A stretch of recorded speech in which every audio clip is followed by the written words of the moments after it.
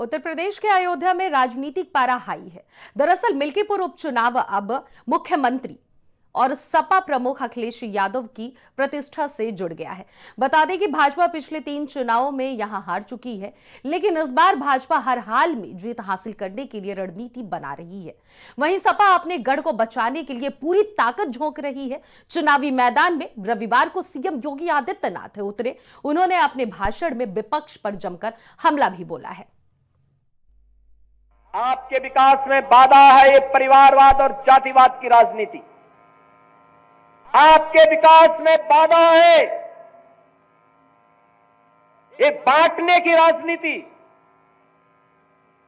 आपकी आस्था के साथ खिलवाड़ है परिवारवाद की राजनीति और जातिवाद की राजनीति।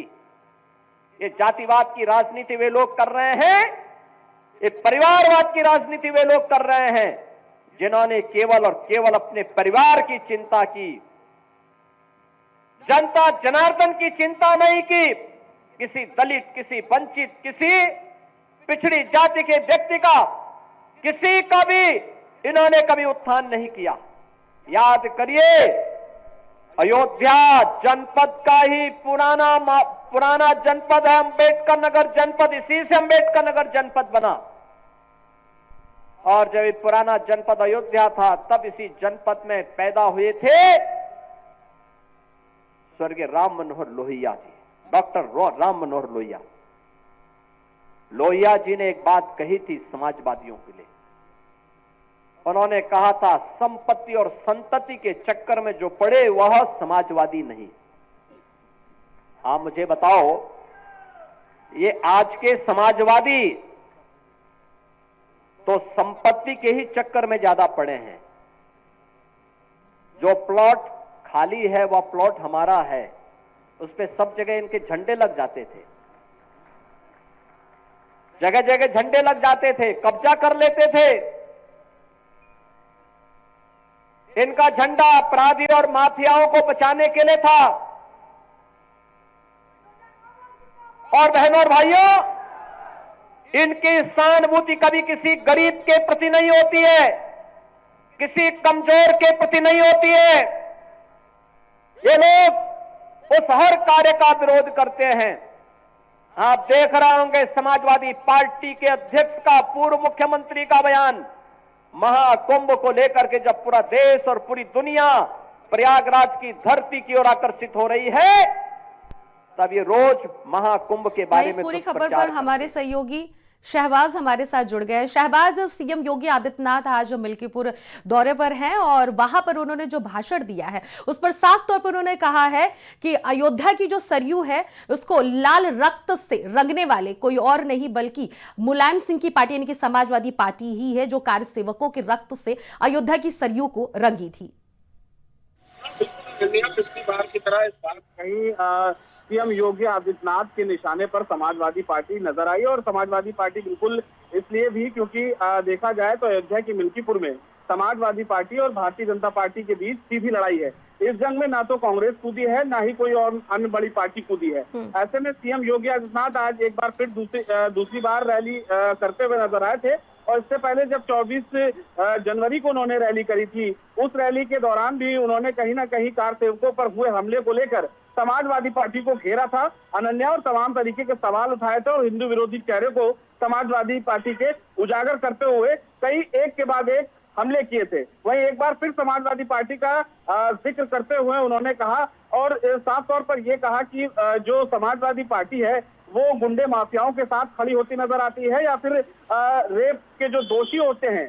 क्योंकि अयोध्या का मोहित खान का जो मसला था वो कहीं ना कहीं लाइमलाइट में रहा था, जब उनके ऊपर अपनी ही बेकरी में काम करने वाली युवती के साथ शारीरिक शोषण और यौन अपराध के जो मामला था वो दर्ज हुआ था। उसके बाद कहीं ना कहीं अयोध्या में बैकफुट पर समाजवादी पार्टी नजर आई थी अनन्या। और एक बार फिर अब जब मिल्कीपुर के रण में महज कुछ ही दिन का वक्त बचा है, तो ऐसे में योगी आदित्यनाथ अपनी पूरी ताकत झोंकते हुए नजर आ रहे हैं। उनके साथ भारतीय जनता पार्टी के भी हर एक नुमाइंदा, हर एक सियासतदान वहां पर जो है अपनी पूरी ताकत झोंक कर अपने पक्ष में माहौल बनाने की पूरी कोशिश कर रहा है। जी बिल्कुल शहबाज, और एक और ये भी अपडेट सामने आ रही है कि महाकुंभ, मोईत और माफिया, ये तीनों को लेकर सीएम योगी आदित्यनाथ इस रण में कूद पड़े हैं। महाकुंभ से आस्था को लेकर भी वो चल रहे हैं। माफिया से समाजवादी पार्टी, माफिया की पार्टी हमेशा से कर भारतीय जनता पार्टी देती है। और बीच में जो ये नाम आ रहा है मोहित, यानी कि मोहित वो माफिया है जिसके पीछे समाजवादी पार्टी पूरी तरीके से खड़ी रहती है। यानी कि मिल्कीपुर में ये तीनों ही चीजों को लेकर भारतीय जनता पार्टी चल रही है। और इस पर कितना असर पड़ने वाला है, जनता क्या भारतीय जनता पार्टी की तरफ रुख करने वाली है?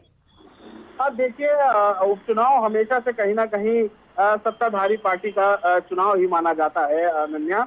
लेकिन कहीं ना कहीं समाजवादी पार्टी अपनी पूरी ताकत इस चीज पर लगाए हुए है, क्योंकि जिस तरीके से अयोध्या गढ़ कह लीजिए भारतीय जनता पार्टी का रहा है। 90 के दशक में लाल कृष्ण आडवाणी जब रथ यात्रा लेकर निकले थे, तब से लेकर आज साल 2025 का ये दौर हम देखने को मिल रहा है। और अयोध्या में उपचुनाव हो रहा है, और इस उपचुनाव को कहीं ना कहीं राष्ट्रीय अध्यक्ष समाजवादी पार्टी के हैं, उन्होंने इतिहास का सबसे बड़ा उपचुनाव करार दिया है। ऐसे में भाजपा ने भी इसको अपने साख का सवाल बना लिया है, क्योंकि भाजपा इसको हर हाल में जीत कर कहीं ना कहीं अयोध्या हमारा है का संदेश जो है वो देना चाहती है। क्योंकि अगर देखा जाए यूपी की नहीं बल्कि पूरे देश की जो सियासत है वो कहीं ना कहीं भारतीय जनता पार्टी की अयोध्या पर ही केंद्रित नजर आती है। जब सांसद जो भारतीय जनता पार्टी के महज 2 की संख्या में थे, लाल कृष्ण आडवाणी और अटल बिहारी वाजपेयी, और आज जब इतनी बड़ी संख्या में भारतीय जनता पार्टी के सांसद हैं, संसद भवन में चुनकर पहुंचे हैं, वहां से लेकर अब तक की जो भारतीय जनता पार्टी का जो इतिहास रहा है वो अयोध्या ही रहा है।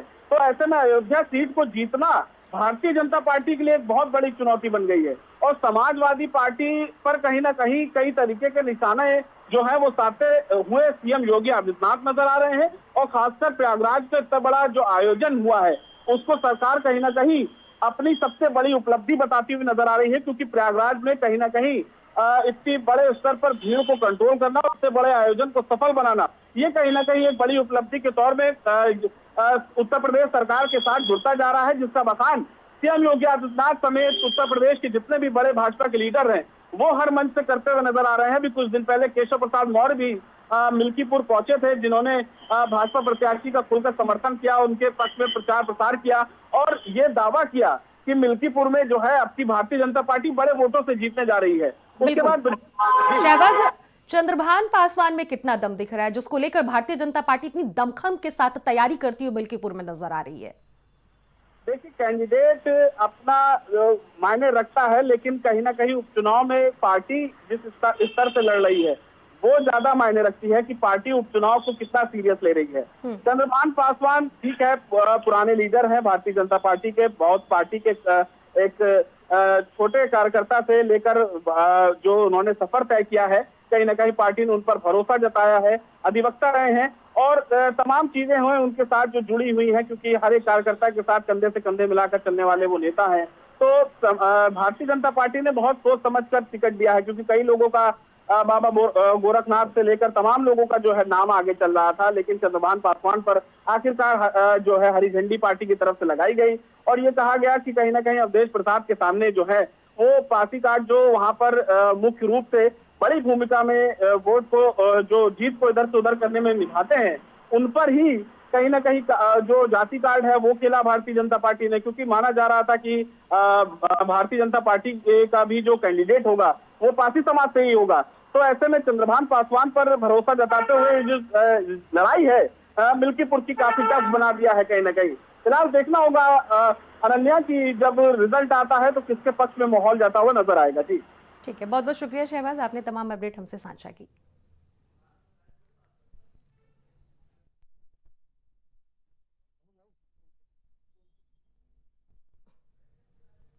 अयोध्या में